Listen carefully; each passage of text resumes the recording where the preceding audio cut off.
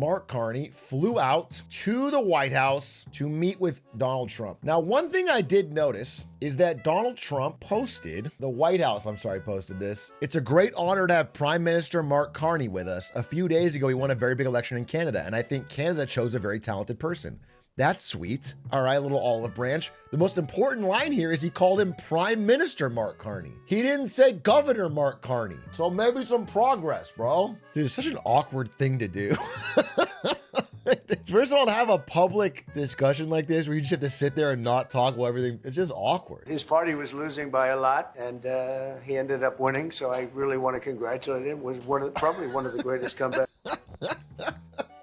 This is all true. This is all true. And I think funny and self-deprecating, but you need, it's the weird implication that the reason was because of you, but out a negative way. My hope, I truly haven't watched this interview. My hope is that someone around Trump, because I think Trump is usually a embodiment of the last person he spoke to. That is my big theory on Trump, is he just seems to talk about what the last person he spoke to. So I'm hoping that maybe Scott Besson or someone talked to him and said, hey, it's getting serious out there with these trade deals. If we lose Canada, one of our closest allies, we're getting. Xi Jinping is on a global press tour. Xi Jinping is going on a global charm offensive. Xi Jinping is flying around to every country on the globe, shaking hands, smiling, making deals. We have to get back on track here, and it starts with a softer and ally-like tone to Canada. Canada is a very close ally, very close neighbor, very close trade partner, trades more with us than China. Antagonizing them and tariffing them and threatening them with annexation is crazy. It's truly short-sighted. It makes no one able to trust working with us. It's just bad. It's just a bad idea. And it's already nearly impossible to glue that fabric back together, but this is, a start would be normalizing talks. We're going to UAE. In Qatar, I guess Monday night. Some of you are coming with us. I think before then we're going to have a very, very big announcement to make. Oh, yeah? As big as it gets, and I won't tell you on what, but it's very positive. I'd also. Bro, he talks like my friend in 5th grade, bro. He talks like a kid I knew in school that just wants attention. Is it Silk Song? Is it fucking Silk Song? I will say, I can include it in this, is there was some discussion today. Talks have officially opened. Trade talks between China and the U.S. Thank you for your hospitality and above all for your leadership. You're a transformational president, focus on the economy with a relentless focus on the American worker, securing your borders, ending the scourge of fentanyl, and securing the world. Okay, I respect what he's doing. I do know that I can already tell that there's going to be Canadians mad. Given how he ran. I think it's smart. Just being 100% real. A trade war with America, even if it's fucking stupid on Trump's side, and even if it hurts America too, is devastating to Canada. And if he has that happen on his watch, people will have their standard of living drop, and that will be bad for Canada, for his party. So I think that's fair. I think that's fair. What's the top concession you want out of Canada? Concession? Yes. Friendship. We're going to be friends with Canada. He is speaking a different tone. This is different than a Trudeau meeting. The top concession you want from Canada is friendship? Really? Because you could have had that in January. He's so hot and cold, dude. He's so bipolar. Yeah, you didn't say 51st state in open tweets. Regardless of anything, we're going to be friends with Canada. Canada is a very special place to me. I know so many. My assumption, right? This is speculation. My assumption, based on the way he's talking in the beginning, is that somebody has course corrected him a bit, given him advice that this is not the way to do things. But I wonder if he can make it this whole meeting without saying 51st state.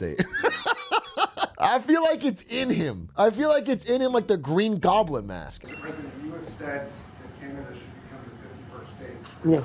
No. Well, I still believe that, but takes two to tango, right? But no, I do. I believe it would be a massive tax cut for the Canadian citizens. And it's also a beautiful, as a real estate developer, I'm a real estate developer at heart. When you get rid of that artificially drawn line, somebody drew that line.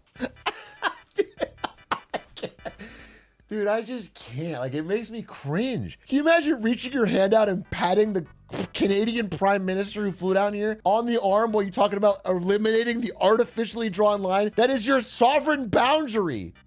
That's so crazy. That's so crazy. And the bar is so in the floor, but I guess he said it takes two to tango. His way of speaking is that, okay, we're not going to do anything militarily, but Canadians just will want this. They're going to vote for it. Many years ago with like a ruler, just a straight line right across the top of the country. When you look at that beautiful formation when it's together, Carney. I'm a very artistic person, but when I looked at that, Carney, bro, that's an impossible situation to be in. I feel for him. It's tough. Like, you can choose this moment to like, it depends, man. It depends on what your goal is. Because you could stop the meeting here. You could crash out, and I think you'd win a lot of political points. I think if you're a true pragmatist, you want to get that deal while moving your shit away from America. Like getting more in bed with Europe, getting oil deals with China, which they've been doing. That's what I think the smart play is. You could make a political play to like crash out here, but I think he's doing the more pragmatist play. And I do respect it. It's just when it's so public like this, people will give you shit. there are tremendous benefits to the Canadian citizens, tremendously lower taxes, free military, which honestly we give you. He's like gritting his teeth. He's gritting his fucking teeth. He's just he's no longer smiling. It's crazy how he's doubling down. He said, we're not going to speak of this, and he comes back to speaking it. You can tell that he was told and agreed to not talk about 51st State, but then one question on it, and he's As you know from real estate, there are some places that are never for sale. Having met with the owners of Canada over the course of the campaign, it's not for sale, won't be for sale ever. The opportunity is in the partnership. My government is committed for a step change in our investment in Canadian security and our partnership, and I'll say this as well, that the President has revitalized international security, revitalize NATO, and us playing our full weight in NATO, and that will be part of it. Hey, good answer, good compliment sandwich for dealing with Trump. Okay, not for sale, but you really have helped revitalize military. But then Trump got all pouty. Well, I must say, Canada is stepping up the military participation because Mark knew, they were low, and now they're stepping it up, and that's a very important thing. But never say never. Never say never. Why? Come on! Take the fucking compliment. Move on. My God. Oh, my fucking God, dude. Jesus Christ. Did he roll his eyes? Wait, let me see. Stepping it up, and that's a very important thing. But never say never. Never say never. He says never twice. Okay. Just come on, dude. When you consider what Mr. Carney just said, that Canada is not for sale, does this make the discussion a little more difficult to start on? No, not at all. Time will tell. It's only time. But I say never. I've had many things that were... You gotta have the ability, because the reporters are gonna ask this question because they know you're gonna say a fucking crazy answer. You have to be able to say, I've answered that question. At the very least, if you're not gonna change your insane fucking opinion, you have to be able to say, let's move on. Because we're 11 minutes into this, and you spent most of the time, we're supposed to be like doing this feel-good reconnect with Canada, where you're talking about their lack of sovereignty.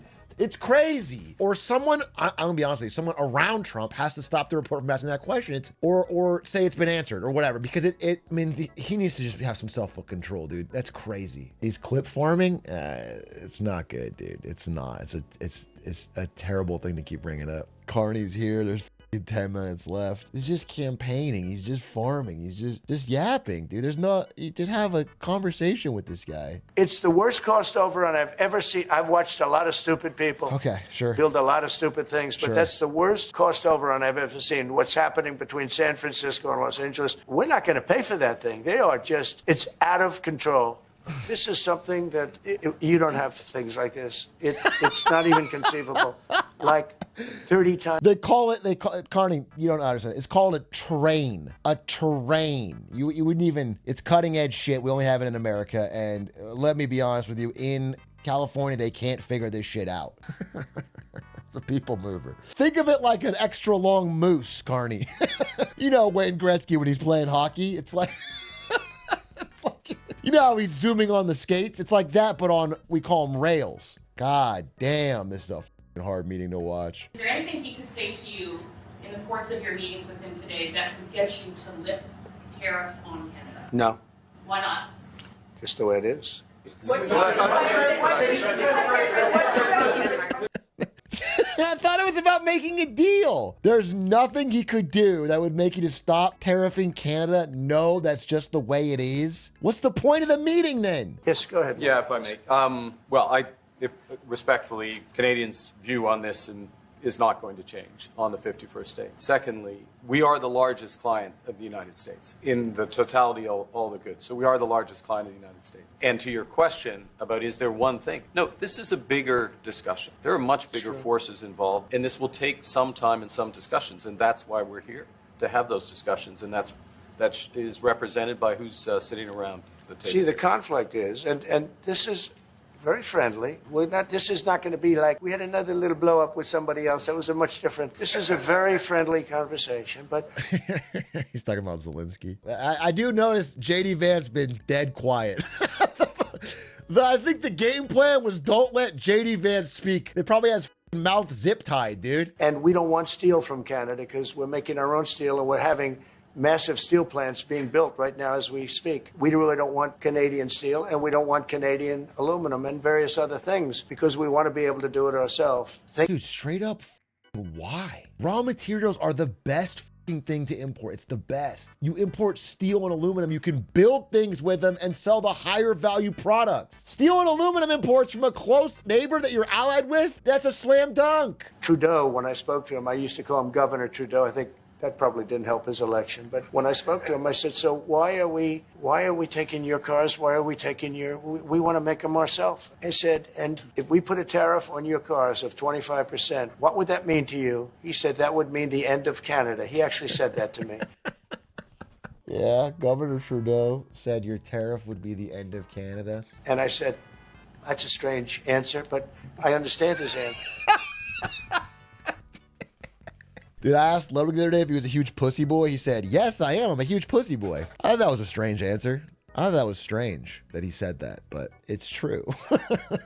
It's true. And this story that I'm telling, this quote that I'm making that you haven't heard anywhere else, it's true. And I thought it was strange. I thought it really threw me off. But why are we subsidizing Canada $200 billion a year or whatever the number might be? It's a very substantial number. And it's hard for the American taxpayer to Dude, Carney holding it say, in. gee whiz, we love doing that. He's holding thank it you in. very much. We're going to have a very satisfying.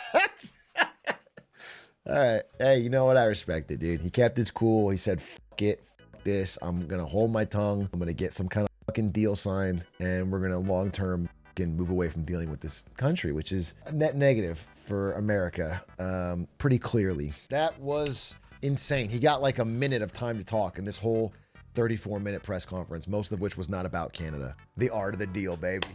Holy shit, he's done it again.